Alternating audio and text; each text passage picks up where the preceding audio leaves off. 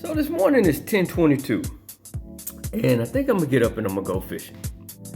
October 22nd, 2023, and I think I'm gonna go fishing.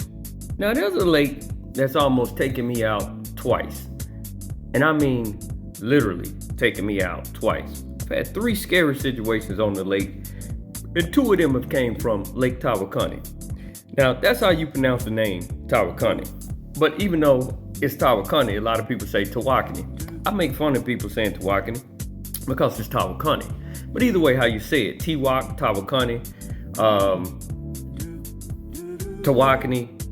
Tawakoni has a lot of fish. It has huge fish, but it can have a very unpredictable pattern. I've caught limits on Tawakoni. Tawakoni is less than 50 minutes away from me, and I can be on that lake. But because it's almost taken me out literally twice, I avoid Tawakoni. I fish north of the 2-mile bridge whenever I go to Tawakoni, because like an idiot, I drove through the center of Tawakoni going from the 2-mile bridge down to the dam, and I did not realize that's where the timber lived. I'm talking 30, 40 foot timber. And I ran straight through the middle of it, okay? Had some scary situations on that lake, in a big boat too. I was in my fishing ski boat when I did that. And yeah, it almost took me out a couple of times. So I don't know that lake south of the 2-mile bridge. And I bought the Tom Main boat lanes chips.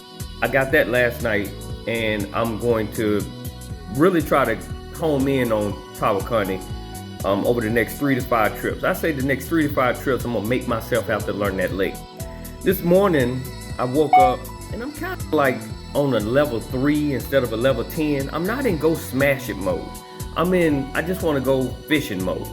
And that's gonna be a good lake for me to go fishing on. Lake Ray Hubbard is about 10 foot low. I mean, you can't get on that lake and it be the same lake that you know it. I would literally tear something up, because the areas that I'm used to fishing, it's probably got timber sticking up that you don't see it, you'll tear your boat up. So I'm gonna jump on the old T-Wok, and I'm gonna see what it's about. What you taking, the over or the under? I think 15 or more is good for me on T-Wok. I know the fish that lake has given me. I know the limits I've caught on it, but T-Wok can be a very interesting lake if you don't know the lake. So what you taking? You taking the 14 or under, which is not a crazy bet to take, or you taking the 15 or more? Now I could push myself and say 20, but I ain't in real competitive mode today. But I'm gonna try to get a limit if I can. What you picking today? T-Wok for 14 or less, which is not a crazy bet, or me at 15 or more. It's gonna be interesting today. Tawakoni, here I come. Oh yeah, to my man Buckeye over there at crappie.com, I'm telling y'all, it's a free website. Y'all ought to get on it. It's got more information about fishing that you're gonna forget about. But one weird thing about me is there is nobody that can tell you, outside of showing me the parameters of a lake on where to run and where not to run, that can tell you that I milked them for information about a lake. I don't fish that way. You could tell me I got 5 secret spots. I'm gonna tell you where they are. I'm gonna tell you, do not tell me that information. Just tell me that they own the lake. It takes the fun out of fishing. I don't wanna know your fishing spots. I wanna know how to safely navigate around the lake, and I've even taken guides on lake, like Lake Fork. I took Sanders.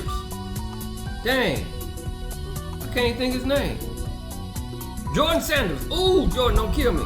I took Jordan Sanders on that lake because I didn't know the lake and I needed to know where to run the lake, and he showed me all of that stuff like that. So I ain't afraid to take a guide when I don't know a lake.